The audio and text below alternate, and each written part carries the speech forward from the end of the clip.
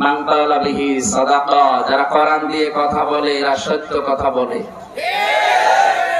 আজকে থেকে যত কথা বলা লাগবে আমাদের কথা যেন কোরআন কেন্দ্রিক হয়।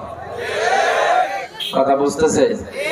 কোরআনের বাইরে কথা বললে ওর ভেতরে ভেজাল মিথ্যা থাকার সম্ভাবনা আছে।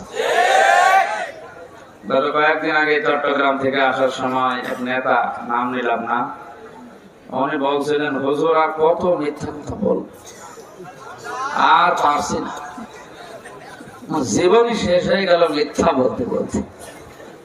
ধোঁকা দিয়ে কত বোকা বানানো যায় মানুষকে নাকি? আপনি কোরআন দিয়ে কথা বলা আরম্ভ করেন, আপনি আর ইচ্ছা করলেও মিথ্যা কথা বলতে পারবেন না। কারণ নবীজি বলেন মান ক্বালা বিহি সাদাকা, যারা কোরআন দিয়ে কথা বলে এরাই কেবল সত্য কথা বলে। কোরআনে কারীম দিয়ে কথা বলা মানুষ এখন এই দেশে কম না বেশি? আস্তে আস্তে যা ছিল আর ফুরিয়ে যাচ্ছে। কারণ কোরআনের সিস্টেম গুলো আমাদের দেশ থেকে আমরা তুলে দিতে চাই। আমান আমিলা বিহি উজরা, কোরআন দিয়ে যারা আমল করবে এদের পুরস্কার আল্লাহ নিজে দান করবেন। এই কোরআনে 500 আমল আছে, শরীয়তের বিধান। আমরা আজকে তেলাওয়াত করেছি একটা আমলের কথা। অন্তত 499টা যদি আমরা নাও জানি, একটা জানার মাধ্যমে আমরা যেন আল্লাহর পুরস্কার কিয়ামতে পেতে পারি। আমার হাকামা বিহি আদালা, যারা কোরআন দিয়ে বিচার করে এরাই ন্যায় বিচার করতে পারে। এই হাদিস অনুযায়ী বোঝা যায় কোরআনের বিচার যদি না থাকে ওখানে ন্যায় বিচার আশা করা যায় না। সুতরাং বাংলাদেশে যতদিন পর্যন্ত কোরআনের বিচার ব্যবস্থা চালু না হবে, হাজারো মানুষ বিনা কারণে এই বন্দী থাকবে, জানবেও না। আমি জানি কিছু জানি, আন্দাজে 3 বছর আটকে গেছি, তারপরও সুবহানাল্লাহ। আমান দাআ ইলাইহি হাদা, এখানে কত আলেম বসে আছে, আপনাদেরকে বলছি হাদা একালিপ টান দেওয়া কেন? কেউ যদি কোরআনের হেদায়েত পেতে চায় সে যেন মানুষকে কোরআন দিয়ে ডাকে। আপনি যদি বলেন আমি হেদায়েতের উপরে থাকতে চাই, আপনার দাড়ি বড় বড় হলে আপনি হেদায়েতের উপরে থাকবেন না। বিষয়টা এমন না তাহলে আব্দুল্লাহ ইবনে উবাই থাকতে পারতো, ওর দাড়ি আপনার চাইতে বড় ছিল। জুব্বা গায়ে দিলেই যদি মানুষ হেদায়েতের উপরে টিকে থাকতে পারে, আবু জাহেলের জুব্বা কম বড় ছিল না। কেউ মনে মনে করে আমি মসজিদের সভাপতি, আমি জান্নাতে যাব না, যাবে কে? আরে ভাই আপনি মানিকগঞ্জ মসজিদের সভাপতি, আর আবু জাহেল ছিল কাবা শরীফে। এদের এইগুলো না, হেদায়েতের উপরে যদি কেউ টিকে থাকতে চায় মাস্ট বি তাকে কোরআন দিয়ে মানুষকে ডাকা লাগবে।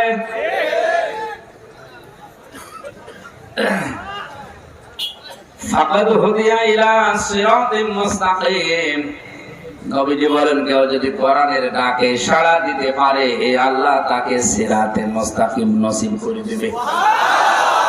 সুতরাং আমি হেদায়েতের উপরে থাকতে চাই, এজন্য জীবন বাঁচি রেখে হলেও যত হুমকি ধামকি যত রকমের ষড়যন্ত্র হোক আমি কোরআন দিয়ে ডাকবই। আপনি যদি হেদায়েত পেতে চান আপনাকেও কোরআনের ডাকে সাড়া দেওয়া লাগবে। কথা ক্লিয়ার? তাহিরের মতো ভেজাল আছে, কোনো ভেজাল। এরপরেও যদি কেউ না বোঝার ভান করে থাকেন, আমার মনে হয় কোরআনে কারীম যদি কাউকে পথ দেখাতে না পারে, ওরে পথ দেখানোর জন্য দুনিয়ায় আর কেউ নেই। কোরআনে কারীমে আল্লাহ জানিয়েছেন যালিকাল কিতাবু লা রাইবা ফিহি। এই জন্মের পর থেকে আয়াত আমরা অনেকেই শুনছি, এই যে কিতাবের আগে আলিফ লাম দেওয়া, এটা কি খেলা করার জন্য দিয়েছে? আল্লাহ তাআলা আলিফ লাম দিয়ে নির্দিষ্ট করে জানাতে চেয়েছে এই পৃথিবীতে একটাই মাত্র কিতাব আছে মানুষকে হেদায়েত দিতে পারে, তার নাম কোরআন শরীফ। কোরআনে কারীম বাদ দিয়ে হেদায়েত দেওয়ার মতো কোন কিতাব এখন আর দুনিয়ায় নেই, কিয়ামত পর্যন্ত আসবেও না। এই জন্য কোরআন শরীফ যদি কেউ পথ দেখাতে না পারে কাউকে, ওর কপালে হেদায়েত বলে আর কিছু নেই। আল্লাহ পাক বলেন, শাহরু রমাদান আল্লাযী উনজিলা ফীহিল কুরআন হুদাল লিন-নাসি ওয়া বায়্যিনাতিন মিনাল হুদা ওয়াল ফুরকান। এই সেই কিতাব যেটা রমজান মাসে নাযিল হয়েছে, সত্য মিথ্যার পার্থক্যকারী যত হেদায়েতের কথা স্পষ্ট ভাবে এর ভেতরে বলা আছে। আয়াতের ব্যাখ্যা পড়তে গিয়ে সাইয়্যিদ কুতুবের লেখা দেখলাম জেলখানায় বসে। আমি এতদিনও এটা ভালোভাবে বুঝি নাই, এতদিন শুধু ব্যাখ্যা অর্থ পড়ে গেছে। বাস্তব উদাহরণ হচ্ছে এই আয়াতের এই যে ফুরকান শব্দটা আল্লাহ দিয়েছে, এটা কিন্তু কোরআনের একটা নাম। ফুরকান কার নাম? কোরআনের 55টার উপরে নাম আছে, তার ভেতরে এটা একটা। 4টা নাম বেশি বেশি চলে পৃথিবীতে: আল কোরআন, আল কিতাব, আল ফুরকান, আজ জিকির। এই 4টা নাম দুনিয়ায় সব জায়গায় পরিচিত। আরো নাম আছে, তাফসীরে মাযহারিতে আমি 55টার উপরে পেয়েছিলাম। এই ফুরকান শব্দটার ব্যাখ্যা করতে গিয়ে সাইয়্যিদ কুতুব লিখেছেন, কোরআনে কারিমের ভেতরে হেদায়েতের দলিল প্রমাণ স্পষ্ট ভাবে দেওয়া আছে। হক আর বাতিল পার্থক্য করার জন্য আল্লাহ এই কিতাব দিয়েছেন। সুতরাং যার কাছে কিতাব আছে, সে যদি হক আর বাতিল পার্থক্য করে বাকি জীবন চালাতে না পারে, ওই লোকটা জান্নাতের উপযুক্ত না। আপনি এবার নিজের সাথে মিলান তো। কোরআন শরীফ আপনি নিজে পড়েন, পড়ান, ঘরের ভেতরে রাখেন, ছেলেকে পড়াচ্ছেন। আপনারা দাবিও করেন যে আমি ফজর পড়ে কোরআন শরীফ পড়ে এরপরে দুনিয়ার কাজকর্ম শুরু করি। সত্য মিথ্যা যদি কোরআন দিয়ে পার্থক্য করার মতো যোগ্যতা আপনার না হয়, আপনি জান্নাতে যাওয়ার আশা করেন কি নিয়ে? আয়াতটা কিন্তু ভয়ঙ্কর আয়াত। সত্য মিথ্যা পার্থক্য করে বাকি জীবন আপনি যদি চালাতে পারেন, তাহলে আপনি মনে করতে পারেন যে আমি জান্নাতি। অথচ এইটা আজ বড় অভাব হয়ে দেখা দিয়েছে। তাহলে আমি রিস্ক নিয়ে যদি ডাক দেই, কারণ আমি হেদায়েতের উপরে থাকতে চাই, আপনাকেও রিস্ক নিয়ে সাড়া দেওয়া লাগবে। বিশ্বনবী যতদিন পর্যন্ত আল আমিন আস-সাদিক ছিলেন, পুরা আরব জাহানে তার কোনো শত্রু ছিল না। এ কোরআনে কারীম যেই দিন পেয়েছেন, ওই দিন থেকে তিনি শুরু করলেন। তার শত্রু বেড়েছে না কমেছে? এমনকি তার ডাকে সাড়া দিয়েছে যারা, তারাও ছিল আতঙ্কে। কিতাবটা এরকম। নবীজি এতদিন পর্যন্ত আতঙ্কেও ছিলেন না, অন্তত তার আশপাশে যারা ছিল, এই 17 বছর থেকে শুরু করে 40 বছরে 23 বছর তিনি কিছুই করেননি। হিলফুল ফজল গঠন করার মাধ্যমে 23টা বছর চালিয়েছেন, একটা শত্রু পাওয়া যায়নি। যারা তার আশপাশে ছিল তাদেরও কোনো সমস্যা ছিল না। যখনই কোরআন পেলেন, ওই দিন থেকে সমস্যা শুরু হয়ে গেছে। এমনকি তারা যারা তার ডাকে সাড়া দিয়েছে, তারাও ঝামেলায় পড়েছে। সুতরাং বিশ্বনবী 40 বছর বয়স থেকে 63, এই 23 বছরে আমার মনে হয় তার পুরা জীবনের ভেতরে ভয়ঙ্কর সময় ছিল এই 23 বছর। 82 বার তাকে 23 বছরের ভেতরে হত্যা করার জন্য ডাইরেক্ট চেষ্টা করেছে ইহুদিরা। আমিও কোরআনে কারীম দিয়ে দাওয়াত দেওয়া আরম্ভ করেছি। আপনি দাওয়াত দিচ্ছেন 50 বছর, আমি দাওয়াত অন্তত 8-9 বছর শুরু করেছি। কই, আমার তো কোনো সমস্যা হচ্ছে না। বুঝতে হবে বিশ্বনবী যেভাবে দাওয়াত দিয়েছেন, আমার দাওয়াত হয়তো ওই লাইনে যাচ্ছে না। এই কোরআনের তাফসীর লিখে সাইয়্যিদ কুতুব জেলখানায় বসে বসে তার ফাঁসির অর্ডার হয়েছে। আর এই কোরআন আমি 3 বছর পড়ে আসলাম, আমার ছেড়ে দিয়েছে। একজন তাফসীর লিখে তার ফাঁসি হয়ে যাচ্ছে, আর আমিও তো 3 বছরে একই কায়দায় কন্ডেম সেলে থেকে আসলাম। কই, আমার ফাঁসি তো হয়ে গেছে, হয় না, আমার ছেড়ে দিয়েছে। জান আল্লাহর কথা বলে বেড়ান।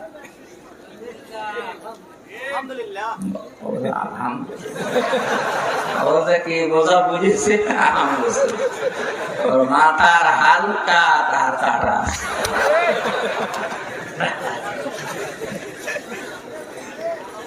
وَإِذَا تُتْلَى عَلَيْهِمْ آيَاتُنَا بَيِّنَاتٍ تَعْرِفُ فِي وُجُوهِ الَّذِينَ كَفَرُوا الْمُنكَرَ।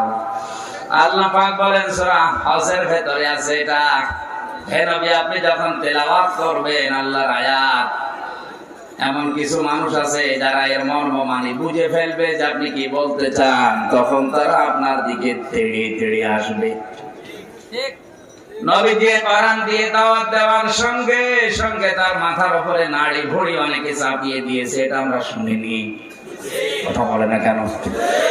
গলার ভেতরে প্যাঁচ লাগিয়ে চাদর দিয়ে হোক দড়ি দিয়ে হোক হ্যাঁচকা টান দিয়েছে যেন মারা যান।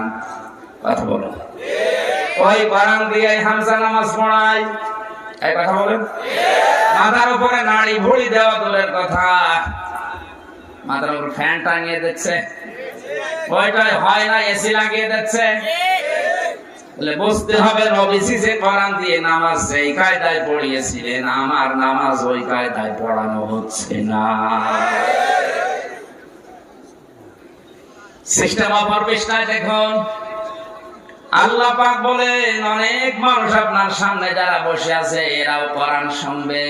ওয়াইদা সামিউ মা উনজিলা ইলার রাসূলি তারা আয়ুনাহুম তাফিদু মিনাদ দামি মিম্মা আরাফু মিনাল হক ইয়াকুলুনা রাব্বানা আমান্না ফাকতুবনা মা'আশ শাহিদিন। 7 নাম্বার পারার 1ম নাম্বার পৃষ্ঠার 1ম নাম্বার লাইন এটা। হে নবী, আপনি দেখবেন যখন কোরআন আপনি তেলাওয়াত করবেন মানুষ শুনবে, এমন কিছু মানুষ আছে যারা এর মর্ম মানেগুলো বুঝবে, উপলব্ধি করতে পারবে যে আমি কি বলতে চাই। আপনি দেখবেন ওই মানুষগুলোর চোখ ভিজে গেছে। কোরআন শুনলে সবার চোখে পানি আসবে না, বিষয়টা এমন না। আপনি যদি এর মর্ম বাণীগুলো উপলব্ধি করতে পারেন, আজকের তেলাওয়াত কিন্তু যেটা আয়াত, এটা ভয়ঙ্কর একটা আয়াত, যদি বুঝতে পারেন অবশ্যই মনের ভেতরে উতাল পাতাল শুরু হবে। যদি এর মর্ম বাণীগুলো উপলব্ধি করতে পারেন, অবশ্যই আপনার চোখ দিয়ে পানিও আসবে। তাই হক কথাগুলো শোনার পরে বাড়ি যাওয়ার আগে সিদ্ধান্ত নিয়ে যায়, আল্লাহ আমরা ঈমান আনলাম এই কথাগুলোর উপরে, আর আমরা সাক্ষী দিলাম, তুমি আমাদের সাক্ষী কবুল করো, লিখে নাও। বলেন আমিন। এটারে কোরআনে কারীম ওইভাবে শুনতে হবে সাহাবীরা যেভাবে শুনেছিলেন, বুঝেছিলেন। শুনলে ঝামেলা, বুঝলে আমল করলে ঝামেলা শুরু হয়ে যাবে, কারণ দুনিয়ার জীবনটাই ঝামেলা। কথা বলে না কেন? 24 ঘন্টা নবীজি যদি এরকম ভালো মানুষ হয়ে আতঙ্কে থাকতে পারেন, আমার জীবনে কোনো ষড়যন্ত্র নেই, ঝামেলা নেই, আমি আছি শুধু আরামে। পৃথিবীর জমিটা আরামের হবে, শান্তির হবে তখন যখন কোরআনের 500 আয়াত রাষ্ট্রীয় ভাবে কায়েম হবে। রব্বানা আতিনা ফিদ দুনিয়া হাসানা, হে আল্লাহ দুনিয়ায় হাসানা দাও। আমি তাফসীর পড়তে গিয়ে দুনিয়ার হাসানা পেয়েছি 10টা, তার 1 নাম্বার এই দুনিয়ার হাসানা হচ্ছে কোরআনের আইন। কোরআনে কারীমের 500 আইন আছে, শরীয়তের বিধান। এটা যদি কায়েম হয়ে যায় পরিবার, সমাজ আর রাষ্ট্রীয় ভাবে, সেই জায়গা আল্লাহ হাসানা বানিয়ে দেয়। আমাদের দেশে একটাও চলে না। কিসের হাসানা? শুধু হাসিনা। হাসানার জায়গায় এই জের হয়ে গেছে। আফিল আখিরাতি হাসানা, আখিরাতে হাসানা দাও। আখিরাতের হাসানা 5টা। কয়টা? দুনিয়ার হাসানা 10টা। কয়টা? আখিরাতের হাসানা। আমার একটা যেহেতু আজকের আলোচ্য বিষয় নাই, জানে ব্যাখ্যায় আমি যাচ্ছি না, আমার নিজের দিকে যাচ্ছি।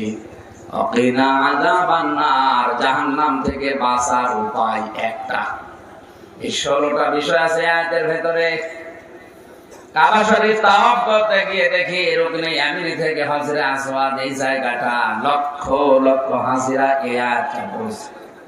তখন বুঝি নাই, এখন টের পায় যে কি আছে। বাংলাদেশে এসে পড়াশোনায় আয়াতের উপরে করে দেখছি, আল্লাহ দুনিয়া আখিরাত তো সব এই আয়াতের ভেতরে আছে।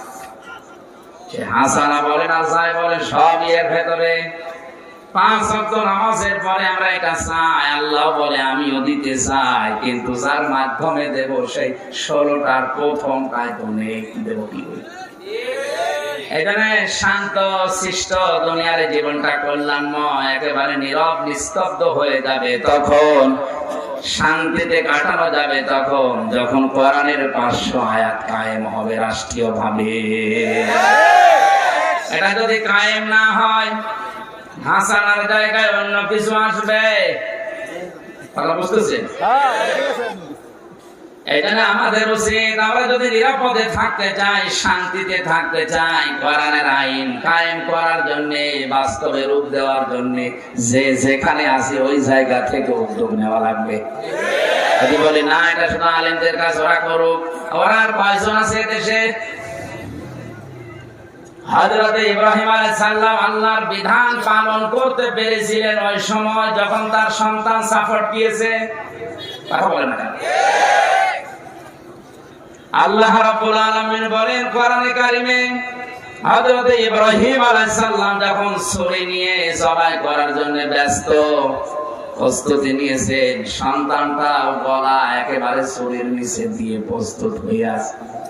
এজন্য ফালাম্মা আসলামা দিয়ে বচন দিয়েছে, এই টাকা নিয়ে ফালাম্মা আসলামা দিয়ে বচন দেওয়ার কারণে যে দুইজনে যখন এগ্রি হয়ে গেছে, রাজি হয়ে গেছে, তখন আমি আল্লাহর বিধান যেটা ছিল এটা পালন করা তাদের জন্য সহজ হয়েছে।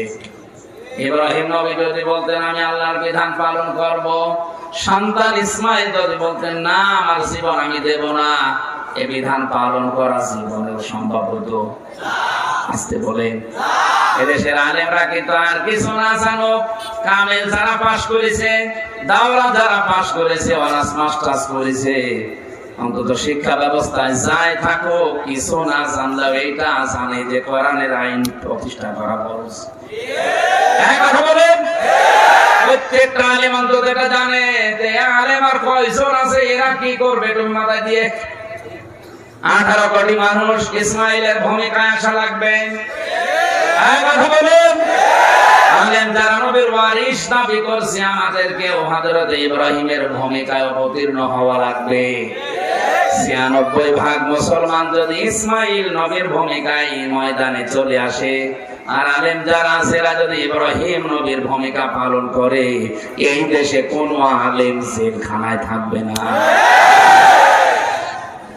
আলেমরা জেলখানায় আছে আপনি কোন কারণে বলেন তো? একটাও কি ধর্ষণ করেছে? আমি যত আলেম পেয়েছি, 76 জন ছিলাম এক রুমে, এই পাশাপাশি সব কন্ডেম সেলের ভেতরে এক এক রুমে 1 জন 2 জন 3 জন করে। এই 3টা বছরের ভেতরে প্রত্যেকের সাথেই অন্তত পরিচিত হয়েছে। কেউ জেনা করেনি, কেউ টাকা বেগম পাড়ায় পাঠায়নি, শরীরে চলে না বেগম পাড়ায় পাঠানো, কেউ ঘুষও খায় না, কেউ দুর্নীতিও করে না, কেউ সুদও খায় না, কেউ মানুষ হত্যাও করেনি। অথচ কেউ 3 বছর 5 বছর 10 বছর, কেউ 20 বছর 25 বছর 30 বছর আলেম আছে যেখানে। আলজেরিয়া আব্বাস মাদানি আজ 32 বছর ছিল। এখানে আলেম আমরা যারা আছি নবীর ওয়ারিস, আমাদেরকে ইব্রাহিম নবীর ভূমিকায় শুধু আসলে হবে না, জনগণ 18 কোটি, এদেরকে ইসমাইল নবীর ভূমিকা নেওয়া লাগবে।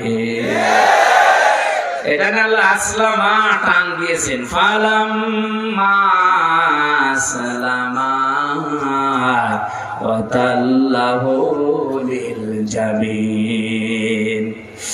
আল্লাহ সঙ্গে সঙ্গে কিন্তু ডাক দিয়েছিলেন, ওয়ানাদাইনাহু আইয়া ইব্রাহিম।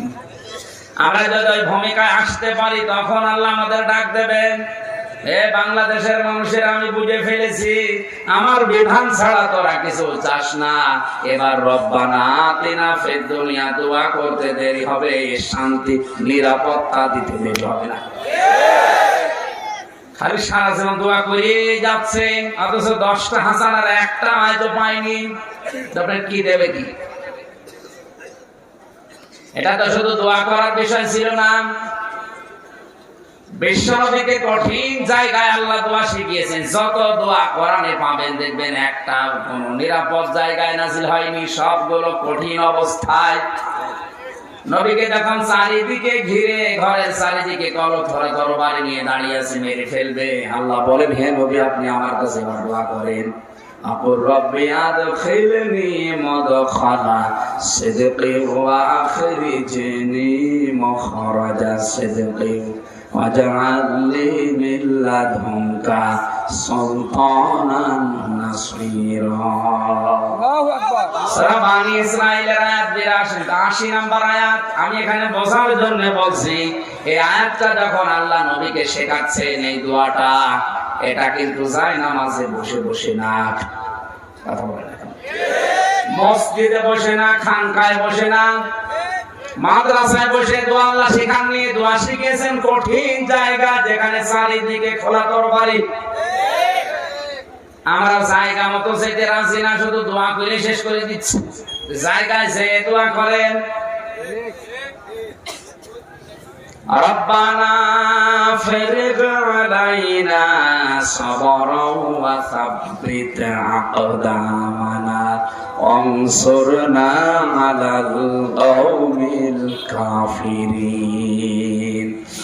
এই আয়াতগুলো আল্লাহ যে দোয়া হিসাবে আমরা পড়ি, কোথায় কোথায় নাযিল হয়েছে ওইটার শানে নজুল, ওইটার ঐতিহাসিক প্রেক্ষাপট অনেকে জানি না। এই জন্য দোয়া করছি বসে বসে খানকায়, যে খানকার দোয়া না, এটা ময়দানের দোয়া। নবীজি দোয়া করলেন, আল্লাহ শিখিয়ে দিচ্ছেন যে নবী আপনি আমার কাছে বলেন, কবুল করবে কে? শিখিয়ে দিচ্ছে কে? এই দোয়া কবুল হতে আর দেরি হবে? আল্লাহ শিখিয়ে দিচ্ছে, কবুলও করবে তিনি। বলছেন নবী আপনি বলেন যে আল্লাহ তুমি আমাকে ঘর থেকে যদি বের করে দাও, নিরাপদে বের করে দিও, রাস্তায় যেন কোনো বিপদ আপদ না হয়। মদিনায় যদি পৌঁছিয়ে যাও, নিরাপদে পৌঁছিয়ে দিও, শুধু পৌঁছিয়ে শেষ করে দিও না। মিল্লাদুনকা সুলতানান নাসীরা, মদিনাতে যাওয়ার পরে তুমি আমার এমন একটা রাষ্ট্রীয় ক্ষমতা দিও, যে ক্ষমতার ভেতরে তোমার সাহায্য থাকে। আল্লাহর সাহায্য না থাকলে রাষ্ট্রীয় ক্ষমতা চালানো সম্ভব না। আমরা তো অনেকে এখন আমেরিকা, রাশিয়া, চীন, ভারত এদের দিকে তাকিয়ে আছি যে এরা সাহায্য করলে চলতে পারবো না।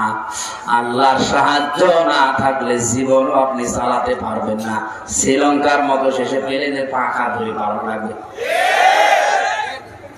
রাষ্ট্রীয় ক্ষমতা চালাতে হলে সাহায্য লাগবে কার? আরে ক্ষমতা যে দরকার আল্লাহ এটা জানে না। কেন শিখিয়ে দিচ্ছেন যে আমার কাছে দোয়া করেন যে আল্লাহ আমাকে রাষ্ট্র ক্ষমতা দাও, যার ভেতরে তোমার সাহায্য থাকে। রাষ্ট্র ক্ষমতার কথা বললে কিছু মানুষ রাজনীতি মনে করে মানুষকে উল্টা পাল্টা বোঝায়। আমার মনে হয় নবী এখন বেঁচে থাকলেও নবী ওইটা বলতো। কথা বলে দোয়া করতো কে? নবী। দোয়া করতো কে? শিখিয়ে দিচ্ছেন আল্লাহ দোয়া করা লাগবে। এটা রাষ্ট্রীয় ভাবে বিধান যদি চালু না হয়, তাহলে শান্তিতে নিরাপত্তা নিয়ে থাকা সম্ভব না। 24 ঘন্টা আপনি আতঙ্কে থাকবেন। টাকা পয়সা কামাই হবে না তা না। এই জন্য জমার দিন আজান হওয়ার সঙ্গে সঙ্গে দুনিয়ার সব কাজ কাম বন্ধ করে দিয়ে বেচা কিনা, ব্যবসা বাণিজ্য বাদ দিয়ে নামাজের জন্য দৌড়াতে আদেশ দিয়েছে আল্লাহ। খেলা করার জন্য দিয়েছে। বাস্তবে আয়াতটার দিকে তাকান। ইদা নুদিয়া লিস-সালাতি মিন ইয়াউমিল জুমআতি ফাসআউ ইলা যিকরিল্লাহি ওয়া দারুল বাই'।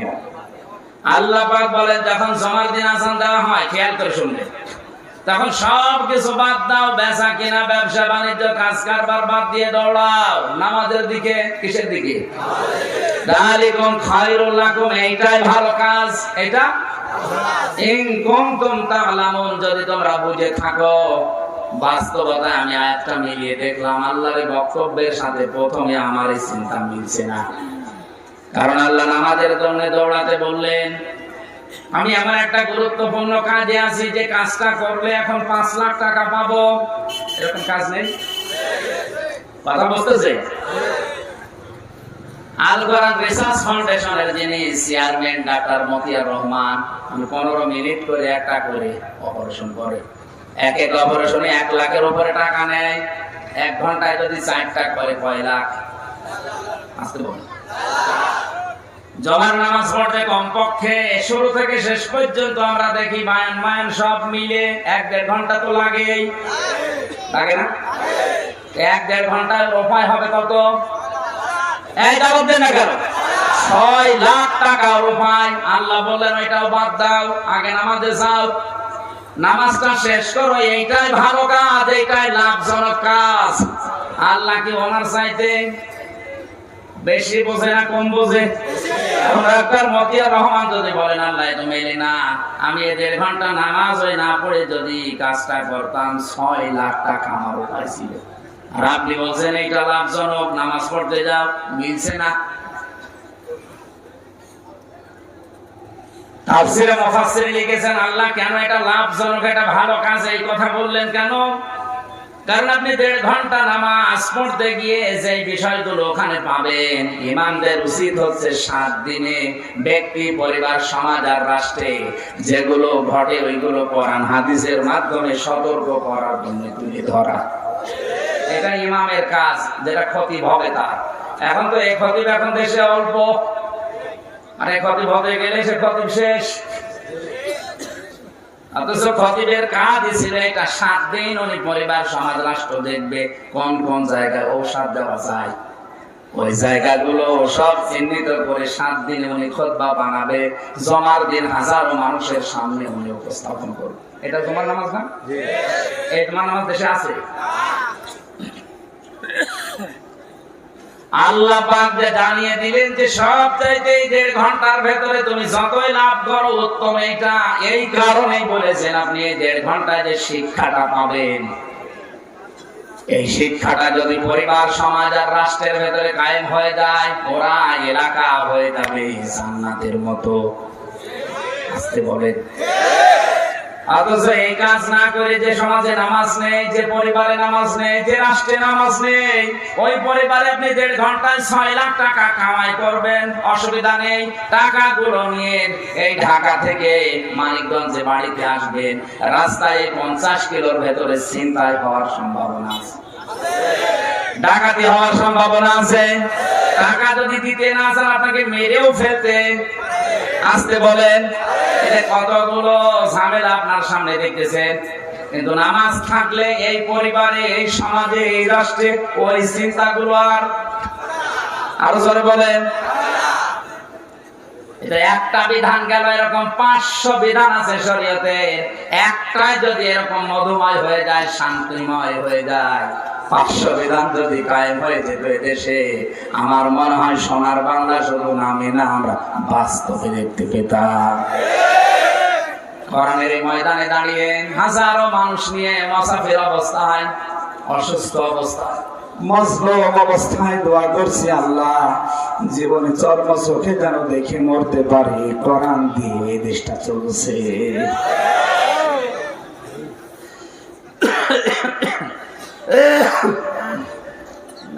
শরীর আসলে ভেতর থেকে আসার পরে এখনো পর্যন্ত স্বাভাবিক হয়নি। শরীর ভেতর সব খোলা হয়ে আছে, তো এগুলো পূরণ করতে আরো যদি সময় লাগে। আর এরপর চাপ চলছে অনেক বেশি, 2, 3টা 4টা করে প্রতিদিন। আজকে মনে হয় 3টা হয়ে গেল। আর গলাই পারবে কত, আর আমরা এমনি শরীর চলে না, কত পারা যায়। অল্প সময় কথা বলে বলে শেষ করছি, তারপরও হচ্ছে না, কণ্ঠ সাপোর্ট দিচ্ছে না, শরীর তো বাঁচে না। দোয়া করছে, আল্লাহ তুমি আমার কণ্ঠটা আবার ওই স্বাভাবিক অবস্থায় ফিরিয়ে দাও। দরুদ আর সালাম পড়ছে আমাদের নবী মুহাম্মদ রাসূলুল্লাহ সাল্লাল্লাহু আলাইহি ওয়াসাল্লামের প্রতি, যার আমি তো আদর্শ পেয়ে আমরা খুশি। এই একটাই মাত্র মানুষ আল্লাহ দুনিয়ায় পাঠিয়েছিলেন, যাকে মেনে নিলে জীবনের গুনাহ মাফ হয়ে যায়। পৃথিবীতে এমন কেউ এখন আর নেই, কিয়ামত পর্যন্ত আসবেও না, যাকে মেনে নিলে জীবনের অপরাধ মাফ হয়। আছে কে? আছে। আপনার বিবেকের উপরে কি কুকুর প্রসব করেছে যে তার আদর্শ বাদ দিয়ে আপনি কাকে মেনে চলে দুনিয়ায়? আশা করছে আপনার বিবেক খুলবে। এরপরেও যদি আপনার বিবেক না খোলে, আমার মনে হয় আপনার বিবেকে কুকুরে প্রসব করেছে। আল্লাহ আমাদের বোঝার তৌফিক দিন। এই শব্দটা একমাত্র কেবলমাত্র শুধুমাত্র আমাদের মডেল আদর্শ বিশ্বনবী বলেন, কিচ্ছু যদি করতে না পারেন, এটার উপরে টিকে থাকতে পারলে আল্লাহ আপনাকে জান্নাত দেবে। যে শব্দটার উপর টিকে থাকা অত সহজ, অনেক কঠিন বিষয়। ইমাম বুখারী শরীফ লেখার আগে একটা কিতাব লিখেছেন আল আদাবুল মুফরাদ। এর 6 নাম্বার হাদিসের 3 নাম্বার পয়েন্টে আমি পেয়েছি, কিয়ামতে আল্লাহ যখন বিচার শুরু করবেন, বিনা বিচারে বিনা হিসাবে কিছু মানুষকে জান্নাতে দেবেন, দুনিয়ায় যাদের আদর্শ ছিল বিশ্বনবী। এই দেশে এখন 100 জনের 14 জনের আদর্শ জরিপ বেরিয়েছিল কয়েকদিন আগে, আপনি হয়তো দেখেননি। জরিপ পেয়েছিলাম এই দেশের 100 জনের 14 জন মানুষ আল্লাহর নবীকে আদর্শ হিসাবে 100 ভাগ মানে, আর বাকিগুলো সব পাল্টি পাল্টিতে চলছে। 100 জনের 96 জন মুসলমান দাবি করছে নবীর উম্মত হিসাবে, কিন্তু তার আদর্শ মানতে গিয়ে মাত্র 14 জন। বলেন যেদিন 51 জন হয়ে যাবে, সেই দিন এই দেশে 500 আইন কায়েম হয়ে যাবে। আমরা এখন ওই লাইনে আছি, অন্তত 51 জন বানিয়ে নেই। আর 51 জন যদি না হয়, 96 না 99 জনও যদি হয়, শুধু আগা কাটা আছে। অনেকে মনে করেন আমার আগা কাটা আছে, আমি মুসলমান। তাহলে ছাগল কি? ছাগল মুসলমান। আর এখানে অনেকে আছে এখনো হয়তো আগা কাটেও নি, রকি না। আমি শুধু হাসির জন্য বলি নাই, আমাদের এই 14 থেকে এখন বাড়াতে হবে কমপক্ষে 51 জন। যদি এই 14 জনের মতো হয়ে যায়, আল্লাহর কসম এই দেশে আর কেউ বিরোধিতা করার সাহসও দেখাবে না। আল্লাহ আমাদের যেন টার্গেটে পৌঁছিয়ে দেন, বলেন আমিন। দুনিয়াতে একজন মানুষ 63 বছরের জীবনে একটা মিথ্যা কথা তার ছিল না। আর কিছুক্ষণ আগে যেটা বললাম, সেদিন একজন চট্টগ্রাম থেকে আসার সময়, আমি নাম নাই নিলাম না, বলতে গেলে সমস্যা, সেটা কি বলছিল যে হুজুর আর কত মিথ্যা কথা বলবো, জীবনে মিথ্যা বলতে বলতে আমার জীবনই শেষ হয়ে গেল, আর কত মিথ্যা বলা যায়। বলেন তো, এও নেতা ওইটাও নেতা, তার 63 বছরে একটা মিথ্যা পাওয়া যায়নি। আর এর মনে হয় 50 বছর বয়স হবে, 50 বছর পুরান ঠাই মিথ্যা। এই জন্য তো নবীজিকে মেনে নিলে জীবনের অপরাধ মাফ হয়ে যায়। এ দুনিয়ায় এমন কেউ নেই যাকে অন্ধভাবে মানা যায়, উসওয়াতুন হাসানা হিসাবে গ্রহণ করা যায়। কারণ কি? কারণ দুনিয়ায় কোনো মানুষের জীবন আমার কাছে পরিষ্কার না। এদেশে যারা বিএনপি করে বুকে হাত দিয়ে বলতে পারবেন যে খালেদা জিয়া জীবনে একদিনও মিথ্যা কথা বলেনি। বলে না কেন? আওয়ামী লীগ যারা করে তারাও বলতে পারবে না যে আমাদের নেত্রী জীবনে একদিনও মিথ্যা কথা বলেনি। এটা সম্ভব না। জামাত যারা করে তারাও এখন বলতে পারবে না ডক্টর শফিক সাহেব জীবনে একটা মিথ্যা বলেনি। চরমনায় যিনি আছেন সৈয়দ রেজাউল করিম জীবনে একটাও মিথ্যা কথা বলেনি, গ্যারান্টি দেওয়া। বলেন শুধুমাত্র একটি লোকের নামে দেওয়া যায়, লাকাদ কানা লাকুম ফি রাসূলিল্লাহি উসওয়াতুন হাসানা। এই শব্দটা বড় ভয়ঙ্কর শব্দ। উসওয়াতুন হাসানা এই দুনিয়ায় একজনই যার আদর্শকে বিনা দ্বিধায় চিন্তা ভাবনা ছাড়া মেনে নেওয়া যায়, তার নাম মুহাম্মদুর রাসূলুল্লাহ। কারণ গ্যারান্টি দিয়েছেন সরাসরি আল্লাহ, ওয়া ইন্নাকা লাআলা খুলুকিন আযীম। এত মহান শব্দ আল্লাহ কোন নবীর নামের আগে পরে দেননি। একবার ইসহাক নবীকে আল্লাহ ডাক দিয়েছিলেন গোলামিন হালিম বলে, যে আমার জ্ঞানী বান্দা। ইসমাইল নবীকে বলেছিলেন গোলামিন হালিম, আমার সহনশীল বান্দা, ধৈর্যশীল বান্দা। আর বিশ্ব নবীকে আল্লাহ এত বড় নাম দিয়েছেন খুলুকিন আযীম। কিয়ামত পর্যন্ত মানুষ অনুসরণ করে যাবে, কোল কিনারা খুঁজে পাবে না। সুবহানাল্লাহ বলতে পারেন না? এতক্ষণ বলার পেছনে আমার সামারাইজ এইটা। এরপরেও যদি বিশ্ব নবীকে বাদ দিয়ে অন্য কাউকে কেউ আদর্শ মানে, ওর কপাল পোড়া। আশা করি আপনি ফিরে আসবেন। তেলাওয়াত করেছে সূরা মুলকের 2টা আয়াত মাত্র। একটা আয়াতের তাফসীর আজকে করব আমার কণ্ঠটার দিকে তাকিয়ে। জবান খুলে পড়েন আউযু বিল্লাহি মিনাশ শাইতানির রাজিম। বিসমিল্লাহির রহমানির রহিম।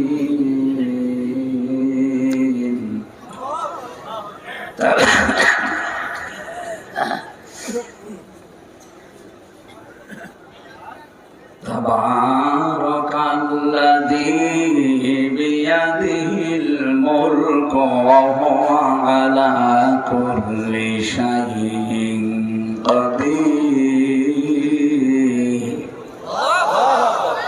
বরকতশালী সে আল্লাহ, যিনি সমস্ত অক্ষমতা, দুর্বলতা, দোষ, আয়েব, যত রকমের দোষ মানুষ আল্লাহকে দিতে পারে, সব দোষ থেকে আমার আল্লাহ মুক্ত।